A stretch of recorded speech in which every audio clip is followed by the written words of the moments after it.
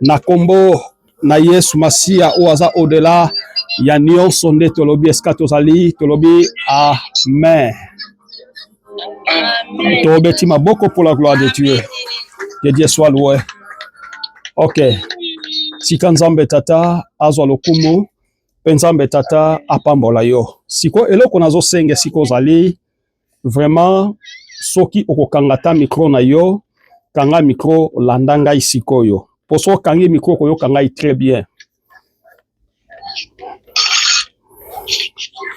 Ok, nzambe tata apambola présence na yo pe apambola présence ya motu nyonso.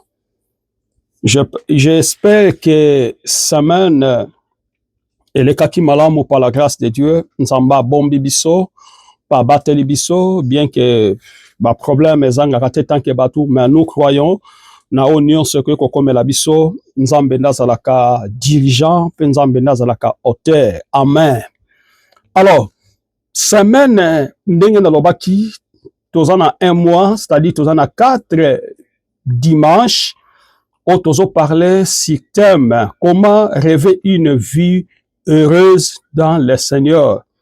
Ndenge nini okoki kobanza kolota vie ya malamu ya esengo, mais vie wana ezala particularité, mais vie wana ezala dans le Seigneur. Donc j'avais dit que tu peux avoir l'argent, c'est bien. Okoki kotanga classe, c'est bien. Okoko zala soki na haute grade, oyo zali, c'est bien. Mais soki vi na yo na nyonso wana etanke moto nzamba sali, pe nzamba créé, pe nzamba disposé, soki oza libanda na nzambe, la Bible eza kwa prendre nga, eza na vite. Eza na vite pourquoi? Parce que esimbami na base mokote, oyo ezali na éthique, yali na éthique chrétien. Esimbami na base mokote, c'est-à-dire, tu peux avoir l'argent lelo, mais soki batu ya misala mabe ba ye ba détruit yo, tu peux devenir pauvre. Batu ba ye ba ki yo salaki na mbongo, mais dans un clin d'œil, misala nyonso eza ko simbate, misala nyonso eza ko tambola te, parce que vi na yo ezalaki na éthique mokote, et qui na fondement mokote, basé sur la parole de Dieu. Yango Bible zolo banabiso, celui qui a la fils, moto azana fils, azana vie. Mais moto oyo azana fils te, azana bon moïte. C'est-à-dire quoi? Moto yo azo vivre sans Jésus, Jésus étant que fils, azo vivre sans Yesu Masiya, sans moi na kati na vie na ye, moto wana azana bon moïte. Donc c'est-à-dire vie na ye, n'importe moment, circonstance nyonso, ekoki ko balaye, ekoki ko débarder, ekoki ko beba, ekoki ko zanga forme, ekoki ko zanga, c'est-à-dire ndenge batu ba yebelaki yango, eza lisusu ndenge wana te. Parce que Yesu Masiya aza fondement na yo te, parce que Yesu Masiya aza basé te na kati na vie na yo mobimba. Mais moto yo aza na Yesu Masiya na kati na vie na ye, Bible déclarée, il a la vie. Il a la vie dans ce monde, il a aussi la vie, bien que même quand, même à cause de la mort, à cause de mokolo moko, cause de la ressuscité. Alors, na teme na biso, to penche ki mikolo ba comment rêver une vie heureuse dans le Seigneur. Nemi mutakoki ko kanisa, ko vivre vie moko ya kitoko, ya malamu, ya esengo, kati na Yesu Masiya. Balobi yango te ke vie o ezali ya auto vivre na kati na mokili, mais vie o ali heureuse. Donc, nazo vivre na kati na sena moi, et puis na kati na vie nanga, naza na ba base. Naza na ba base oyo eza ko protéger nga d'une manière et d'une autre. C'est-à-dire, ba sorcier, ba nganga, ba tomutema mabe, ba tabakisi, ba koki ko sangana, po ba mouiller vie nanga, ba koki ko sangana, po ba bebi sa vie nanga, mais aussi longtemps que ma vie est fondée dans le Seigneur, ba ko sala ba autant de années, ba ko vaincre vie nanga te, parce que vie nanga, et simbami na maboko na tata te, na mama te, na ndeko te, na fulani te, mais simbami kati na Yesu Masiya. yango nalingi nayebisa moto moko na tongwa lelo. Bien aimé, vi na yo esimbama na famille te, vi na yo esimbama na banganga te, vi na yo esimbama epai ya mama moko mutu ya banzungu te, vi na yo esimbama epai ya mutu moko songolo te, meme ata na kati na libala na yo, vi na yo esimbama epai ya moto moko te apesa yo eloko moko sala boye pe sala boye. Bien aimé, nyonso ezali pamba. Mais moto oyo vi na ye esimbami na kati na Yesu Masia, vi na ye kendaka malembe malembe, en succès, en progrès, parce que vi na ye esimbami epai na Nzambe tata. E Bible lobi lisusu boye, ba nyonso bayaka epai na Nzambe bazwaka maboko pamba te. David azoloba meme na bolenge na nga, meme na kolibo na mona te mutu oyo azotambola dans le Seigneur akufa pauvre, akufa pauvre, azanga eloko akolia, azanga mbongo meme na poche na ye. Bien que ba citation, bien que ba tribulation, bien que ba ça dit be preuve et yaka, mais Nzamba fongolaka une canal qui permet à tout homme de vivre, bien aimé. Et Dieu ne peut jamais fermer akoki kanga nzela o ezali ko la source koki ko pesa yo vie, parce que il est le Dieu qui donne, bien aimé. Bible lobi esika oyo ba di Christ atambolaki ensemble na ba disciples, bien aimé. Atambolaki na bango pendant de jour en jour na évangélisation, c'est le lik, bien aimé. Bible lobi batambolaki ebele ya foule landaki bango, mais après avoir se sentaki ke sengeli balia, mais Christ atunaki ba disciple eloko nini bozali na yango eko permettre tolia. Ba disciple babi totikaki ka seulement na 5 pains et 2 poissons.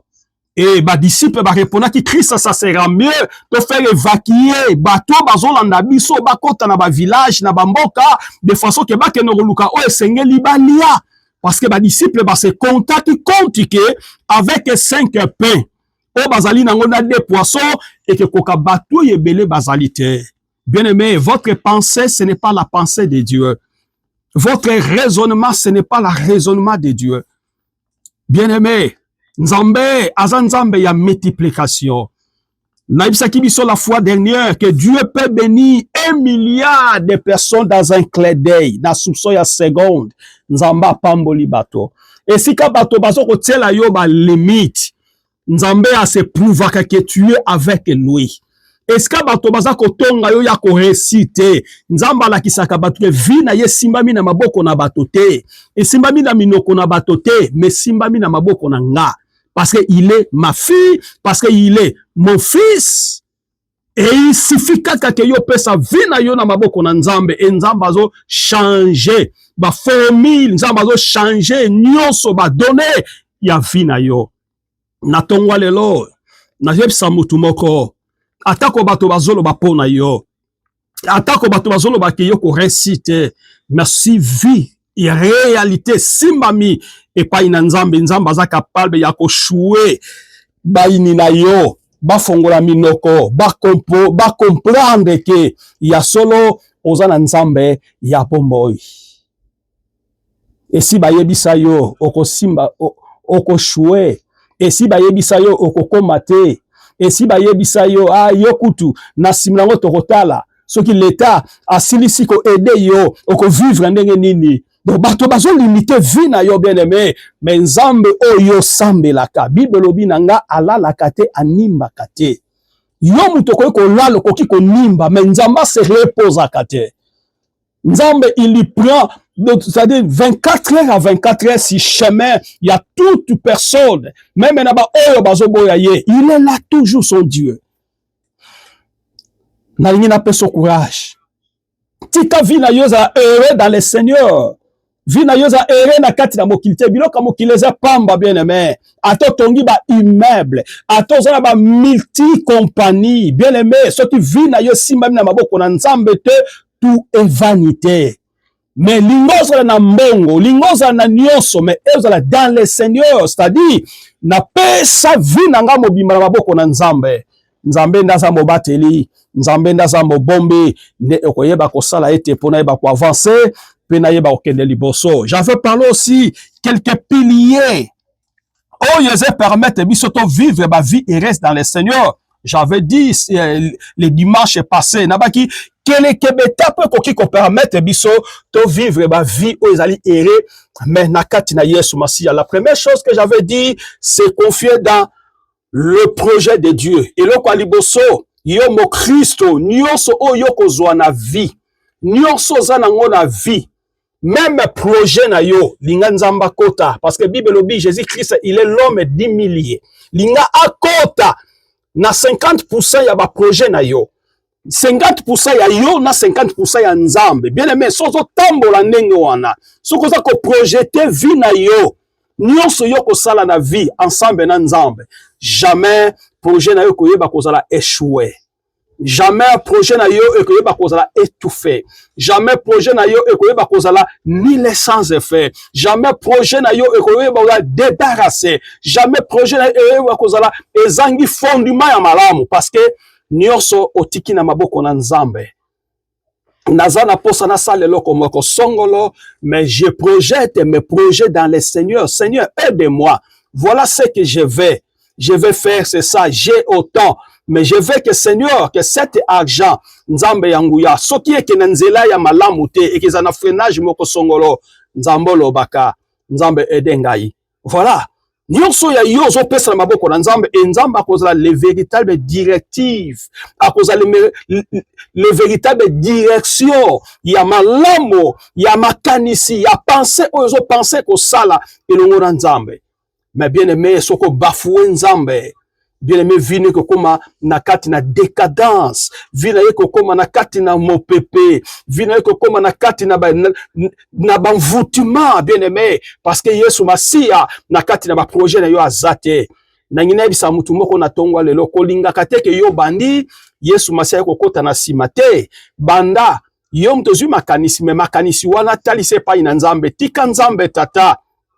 Alobela yo d'une manière d'une autre na posa na projet oyo zanango enzamba akota likambo na yo etango yo kosala eloko moko songolo bien-aimé okomona kaka réussite bien-aimé okomona kaka ba succès bien-aimé likolo ya eloko nyonso yo zanango posa nde na bakeza première entité na biso c'est confier dans le projet de Dieu, c'est confier dans le projet de Dieu. Donc nyonso yo kosala na vie sanzambe tata azala liboso. Et voilà, parlant au komona ke nyonso zolinga osala nzambe tata koyeba kotika yote. Na Proverbe chapitre 16 verset 3. Bible obi, confiez au Seigneur ce que tu fais. Confiez et pas ina nzambe nyonso za kosala et tes projets se réaliseront. Confiez et pas ina nzambe o nyonso za nango posa kosala pe balobi projet na yo ekoyeba kozala réaliseront, c'est-à-dire que projet na yo ekoyeba kozwa réussite. Na bito soki mutu moko a comprendre le verset très bien. Na Proverbe chapitre 16 verset 3 balobi boye, la Bible parle, Salomon dit confiez au Seigneur mitia elike pa ina nzambe ce que tu fais o yozo sala et tes projets pe makanisi na yo se réaliseront. Donc, nyonso zolinga osala na vie, bien-aimé, s'associer, nzambe, liboso na nyonso, nzamba kozala, mo bateli na yo, nzamba kozala, mo bombi na yo, nzamba kozala, motoyo aza kozipa yo, nzamba kozala lokola parapluie na yo, nzamba kozala lokola ekimelo na yo, lokola ngoba, ba o nyonso bazoya po babumbisa yo, même tango yo lali pongi, même tango yo zo nimba, notre Dieu, il est là pour te contrôler, il est là pour te protéger. Bien aimé, à des fois que nous topesa kanzambe musala makasi, yona biso lelo opesa kanzambe musala makasi. Loba siko zali ke ngai na pesa kanzambe musala makasi. Loba na siko zali.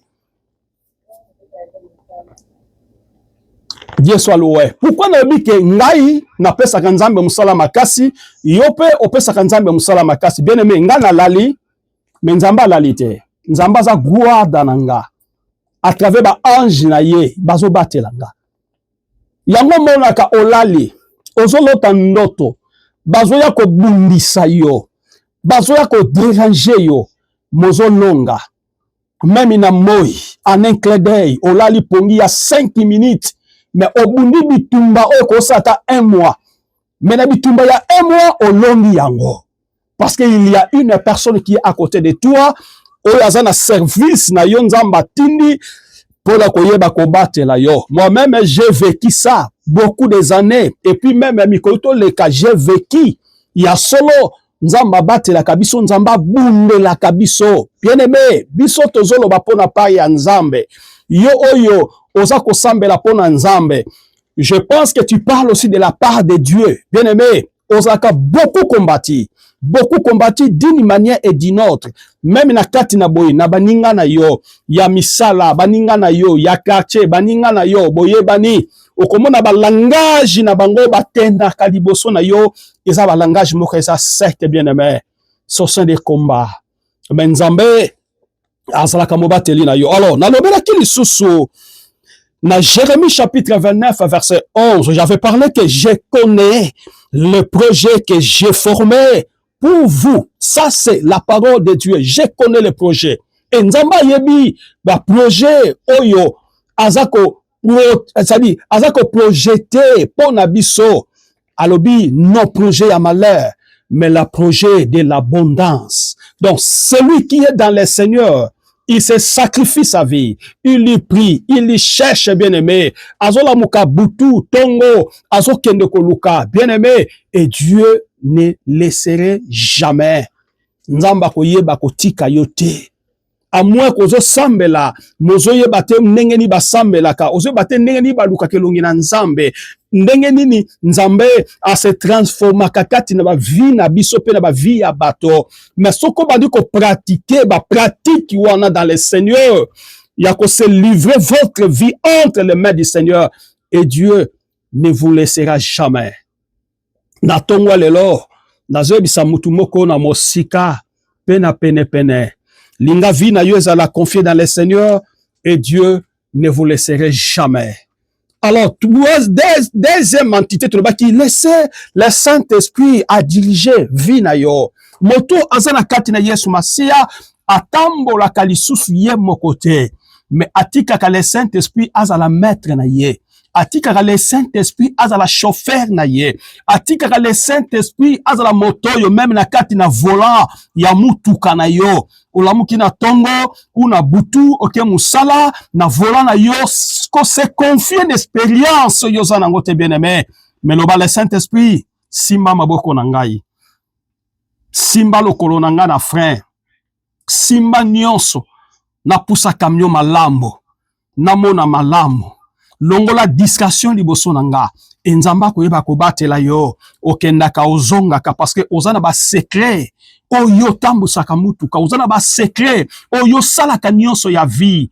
Pourquoi bato bazo tourna, mais pourquoi vie na yo nyonso salaka evansaka? Bien aimé, parce que vous avez un secret, grand secret. Yakotia Yesu Masia comme le véritable partenaire officiel. Ya liboso na kati na vie na yo, na ba faire na yo. Comment na faire ozo saleza mukete bien aimé? Comment na musala oyo ozo salaire mukena ko négliger yangote bien aimé? Tout fait nombre, ndenge ba français balobi, mais avec Jésus-Christ, ce qu'on s'est confié toute ta vie, et Dieu ne peut jamais vous laisser, et Dieu ne peut jamais vous abandonner. Comme tu es dans le Seigneur, que votre présence est toujours agir d'une manière chrétienne, bien-aimé. Expérimentez la main puissante de Jésus dans votre vie. Expérimentez la grandeur de Jésus dans ta vie, bien-aimé. Expérimentez, même s'il y a des problèmes, expérimentez la présence du Saint-Esprit dans votre vie. Nzambe tata, akoyeba kosala pe akoyeba koagir. Et Nzambe tata, akoyeba kosala ndenge Galates chapitre 5 verset 16, Bible lobi, c'est pourquoi j'ai dit, laissez le Saint-Esprit conduire votre vie. Yoka.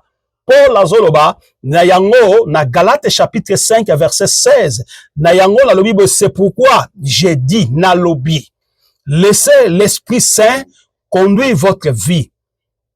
Tika molimo santu ayeba kotambu sa vie na bino, ainsi vous ne suivez pas vos désirs mauvaises. Nanzela na yango bolandate baposa oyo kolongola bino liboso na Nzambe tata. Et moto nyonso azotambola na nzambe. Bien-aimé, vina ye marchaka malambo. Ata bato baseki yo, ata bato batioli yo, ata bato bakritike yo. Bien-aimé, mais soko za na nzambe okoyeba ko triompher. Et parlant que bato ba comprendre que muto yo azaya nzambe. Bango ndekuti bakoloba liboso. Tango bakoyoka oui, à solo cet homme, c'est un homme de Dieu. Cette femme, c'était femme de Dieu. Bango de bakobanda ko témoigner bolamo. Oyebi Pilate devant population, il y avait scribe basadicéen, Tom a Christ qui a dit la femme de Pilate, il a dit à Ponce Pilate, il a dit à l'objet que cet homme Butu Mobimba na lali pongite na loti mutoyo aye ko témoigner mobana ye na litoyi aye bisi makambo ba ko présenter mutoyo yo sundola ko bakisa eloko moko te basala o bango balingi me yo kotia maboko na yo te yo kotia makanisi na yo te kotia penser na yo te na kati na muto parce que na loti ye Butu Mobimba ça dit c'est ça les gens o bakwa yirio bango nde bakoye bako témoigner liboso bien aimé sikanzamba batela mutu moko Tikanzamba kanisa yo bien aimé. Ba o bazo koto doute. Ba o bazo négliger yo. Ba ngonde ba koya ko témoigner batali boso. Ke ya solo za na nzambo za na bomoy. Moto se confia que pas ina nzamba zaka jamais déçu. Nazo batisa kondima na yo po comprendre que ba o ba yaka pa nzambe. Bazaka bato yo baza ba blesser les guerres te. Bayaka bato bayaka teke donc ça lembi ya tikika ke nzamba sala ou aliya sala te bien aimé la ki se pa nzambe ke ya solo na zana bomoyi et nzamba ko yeba ko travailler yo nzamba ko komisa yo instrument na ye. Alors tolo bela moi 15 minutes yo totikali na yango concernant troisième point, nous parlons renoncer à la recherche égoïste du bonheur. Balobi renoncer na koluka kotika bozui qui égoïste ya bozui. Linga les akamwa compliqué mais en français ça sonne très bien. Troisième point tolobi renoncer à la recherche égoïste du bonheur. Tout soit verset biblique moko. Évangile selon Luc. Luc chapitre 9. Luc chapitre 9 verset 23 à 24. Luc chapitre 9.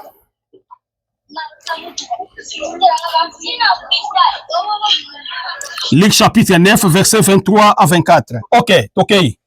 Luc chapitre 9, verset 23 à 24. Nalobi boye. Comment soutenir Messika Yozali, comment renoncer à la recherche égoïste du bonheur. Renoncer à la recherche égoïste du bonheur. Alors, Tozu Luc chapitre 9, verset 23. D'abord, quand on parle des livres de Luc, on nous a dit que Luc c'était docteur. Oui, effectivement, Luc c'était docteur. Asa figure clé, il y a Nouveau Testament. Ma figure clé, il y a Nouveau Testament, basali tel que l'apôtre Paul. Et Luc, il fut aussi l'ami, il y a compagnon, il y a apôtre Paul. Mais il était un docteur médecin. Il était un docteur médecin. Azaki moko ya ba auteur oyo ba memeli biso évangile ya Luc na quelques passages ya actes des apôtres, c'est-à-dire à se contribuer. Pourquoi? Parce que il était c'est-à-dire à qui accompagnateur il y a apôtre Paul, c'est-à-dire il était comme son ami d'origine, mais en réalité il était païen. Il était médecin, mais Dieu lui a fait grâce. Yakoyeba kokoma mwana na nzambe, yakoyeba kokoma il a ministère, yakoyeba kosunga biso lelo na temps pe époque na biso otoza. Mais azalaki moto yo païen aki no jif, lik azalaki jifité. C'est-à-dire azalaki un païen. Dans le temps on parle comme ça. Si vous n'êtes pas jif, c'est-à-dire que tu deviens effectivement un païen. Mais il était un païen, mais il avait son métier étant que médecin. Donc, il y traitait des gens. Alors, so tangi yango na Colossiens chapitre 4, verset 14, okomona makambo yo na lobby. Alors, tozolobela verset oyo ememi biso lelo na 15 minutes totikali na yango. Renoncer à la recherche égoïste du bonheur. Tozu verset biblique. Luc chapitre 9 verset 23 à 24. Bible lobby. Puis il dit à tous, si quelqu'un veut venir après moi, il kazoloba si soki motomoko akoya aprasima na Yesu, qu'il renonce et sengeli atatola à lui-même yemoko, qu'il se charge chaque jour de sa croix et sengeli ayeba komema ekulusu na ye mikolo nyonso et qu'il me suive pe esengeli alandanga. Il parle les œuvres de Jésus-Christ. Azoba soki moto alingi aya epai na Yesu Masiya eloko liboso esengeli abanda ko renoncer. Ko renoncer zali kotato la vie ozaki ya kala, vie ozaki ya mabe et puis kozwa décision, pe soko zwi décision siko banda komema ekulusu na Yesu kati na vie na yo. Soko bandi komema ekulusu na Yesu nde sikoyo obandi kolanda Yesu Masiya kati na vie na yo. Et puis na 24 la Bible, car celui qui voudra sauver sa vie, moto ya kolinga kobiki sa vie na ye moko landa. Car celui qui voudra sauver sa vie la perdra. Moto ya kolinga kobiki sa vie na ye moko. C'est-à-dire nazana bambongo nanga, nazana bozui nanga, nazana tina ya batote, nazana tina na Yesu te, nazana pose évangile wana te, na kenda ke église te, parce que vie neza malamu, soki na beli na okende hôpital, soki na zu problème moko naza capable ya koyeba ko futa mbongo nanga bozui nanga, mais Bible lobi la pedra. Moto azo penser makanisi ya ndenge wana kati na vie na ye, soki Yesu azate akoyeba ko bungisa eloko yo yazo tela motema. Mais celui qui la perdra, mais oya kobungisa à cause de moi. Mais oya koyeba kobungisa nyonso oya zanango, c'est-à-dire na bosani bozui nanga, na bosani kozananga, na bosani nyonso, c'est-à-dire na perdre yango. Mais epai na Yesu Masiya, Bible lobi, à cause de moi, la sauvera, nde akoyeba kobikisa yango. Na verset 25, balobi, et que sert-il à un homme de gagner tout le monde si se détruise ou se perdre lui-même. Et là, on dit que sala moto a gagné. Nyon faisant accès na moi oyo, mais ayeba ko bebisa kondimana ye. Voilà ce que nous voulons parler dans 15 minutes seulement, dans 10 minutes seulement, pour aussi ça makambo. Bien aimé, l'égoïsme, eza eloko eza malamu te. Na vie, baza ko apprendre biso. Même Christ, après avoir cause à la ressuscité, il avait parlé des choses où il est nécessaire comme une consigne à ses disciples. Oui, j'ai été mort, je suis ressuscité, mais je vais partir chez mon Père. Mais je ne veux pas que vous, c'est-à-dire que vous ignorez les choses qui vont venir. Naboyi bobo sana. Oye koki koya pona lobby, mais eloko liboso boye bakomi lingana. Amour eza plus que nyonso tokoki kozala nango bien aimé. Amour eza plus que bozui. Amour eza plus que oyo yo koki ko penser na kati na vie. Soki bolingo eza te bien aimé, eza na sensité, eza na tina te, eza na affection te. Yongo mona kamundele azana bozui, mais chaque samedi, chaque dimanche, amemakabana na ye peut-être bake na zo, peut-être bake na sali de sali de jeu, bake esika moko songolo pakala. Pourquoi? Parce que bake ne peut kokutana na bato mosusu basamize, bana basakana, basala nyonso, là baza ko se sentir que c'est ça la vie. Mais oyo bazaka nango, c'est-à-dire il peut avoir tout et si kaya vandi, mais ce qui va déplacer bakendaka quelque part, à des fois bakendaka pe ko lakisa bolingo oyo bazanango pe na bandeko mususu pe lokola bango bakuta na bien aimé. Bolingo eza eloko moko bien aimé, facteur moko très important na kati na ba vie na biso tant que bato et personne akoka na vie azate. Mutu moko te akotombola mosapinga na gagner vie azate. Bien aimé, pamba te oyo koyelaka biso lobi seulement nzamba yebi oyo koki kozala lobi ona kuna nzamba yebi nga na mona bato mosusu na kati na bamboka na biso donc na Angola il avait l'argent mais tango bakoteli ye babotoli nyonso atikali na eloko te bien aimé pour dire que la vie otoza nango lelo lobi ekoza pe ndenge mosusu lobi pe kozala ta ya mutu mosusu lobi pe kozala pe mko nzamba nokisi mbula pona bato mosusu bien aimé mais kosantaka te même biso tozali awa na États-Unis na Canada na Europe quelque part que nous sommes plus que bato baza en Afrique bien aimé tu te trompes oza komi kosa bien aimé eloko mikosa vie eza eloko eza ko se définir epai na nzambe nzambe ndaza mobateli nzambe ndaza mosungi va moko ute kozala ana kati na États-Unis bato kanga na niveau moko oza na mukando za mukanda te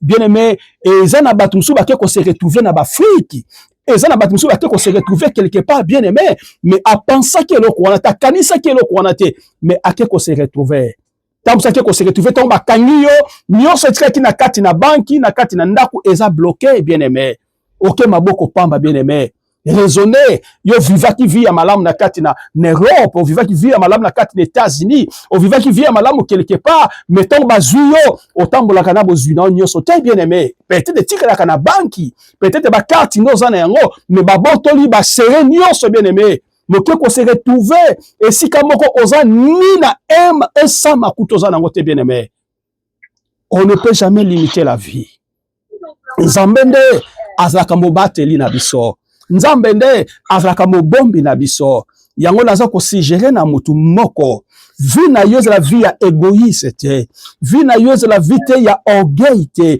vie na yo ezala vie te sobonga lokwa yo za esika omoni kaka nga penza donc bon non bien aimé eza ba caractère moi malamu te nzambo tozo salela aza capable ya kotombola mobola akomisi mutabozui akitisi ye akomisi ye mobola mais nalobi te ke sala mapora vie na yo mais nalika ko enseigner yo quelque chose que na vie il faut toyeba koyekola bolamu na nzambe bato bayekolaka bolamu na nzambe bazaka jamais dessus même si vent ya makasi yo bondela nzambe tata yo muto permetaki nga na niata mboka oyo yo muto yebisaki nga ike na kende yo muto yebisaki nga nkolo bombanga na kati na vao na batuma o na nyonso nzambe zipanga na sena makila na Yesu Masia nzamba koyeba kosala parce que ozali ya ye nzamba koyeba kosala ozali ya ye na betelo lisolo moko na quelques minutes ya moko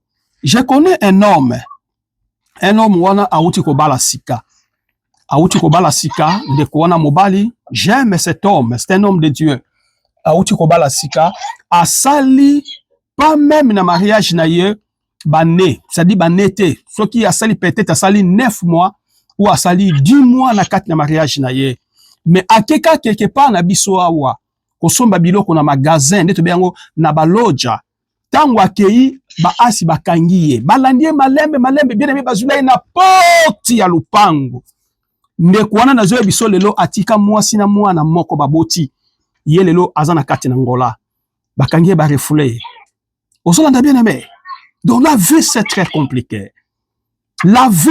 compliqué voilà pourquoi bien aimé biso to lekite ba o bazana ba prison to lekite ba oyo bazana kati na ba boloko to lekite ba oyo baza bisika na ba mettre na hôpital bien aimé l'homme est rien devant Dieu l'homme est poussière devant Dieu tout est vanité bien aimé mais eloko na ko enseigner yo kanga mana Yesu Masia ndenga balobi to se renoncer na richesse ya égoïsme matolinga Yesu Masia ndata la bonheur na biso ndenge balobi na biso na marque moto ya ko se confier vie na ye pa ina nzambe aza moto oyo andimi akoma pauvre andimi amema croix na Yesu Masia kati na vie na ye po Yesu Masia ndaza la sujet ya vie pe ya bomboy na kati na vie na ye tika nzambe tata apambola mutu moko na kati na tongola lelo tozo continuer banseignement na biso dimanche o ezali koya pona mukola lelo esiko ozali kanga misu esiko ozali lobake nzambe tata j'ai besoin que ta grâce et accompagner vie nanga. Nga moko na miyebi vie nanga te, mais na ye kotika vie nanga na sena maboko na yo. Po na yebite oyo kezala lobby. Na yebite oyo kezala lobby kuna, mais Nzambe yo monaka nyonso, même na se ya mabele, même na se ya mai. Nzambe oza capable ya komona nyonso. Yango na ye ko se confier ngai, na libota nanga, na bana nanga, na mubali nanga, na maboko na yo. Nzambe tata bombanga. Ta mususu nga nazali kunzi ya famille. Famille baza na Kishasa, famille baza quelque part. Misu na bango za projeté pa ina ngai. Mais Nzambe tata bombangai. Pe na kolinga teke na famille nazaka ke ngai o batu bazotela elikia te. Ponga pe na za mutu. Na kope kozala tele, na kope kokufa, na kope osaila omo songolo pakala. Mais na lingi, ce qui koza même na famille nanga batu bako déplacer, batu bako kende quelque part, batu même na kati na Afrique baza na bozui. Li mota nanga peza la parmi bato yo baza ko bénéficier na kati na mapamboli oyo pesinga ito. Bonde li biso nyonso bisika tozali na kombo na Yesu Masia. Bonde la bien-aimé.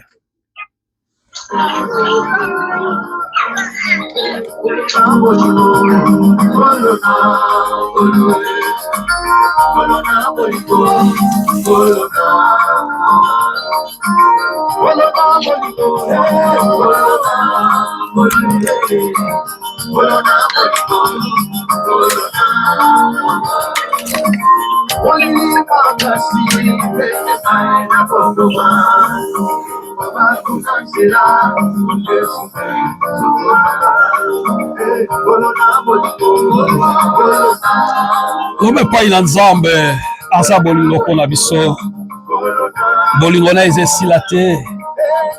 Alléluia. Fongola sko micro na yo. Fongola micro esiko zali. Fongola micro esiko zali. Fongola micro esiko zali. Poto zo sala prière. Toi attends la prière. Fongola micro esiko zali. Fongola micro esiko zali. Poto na tango na prière. Fongola micro.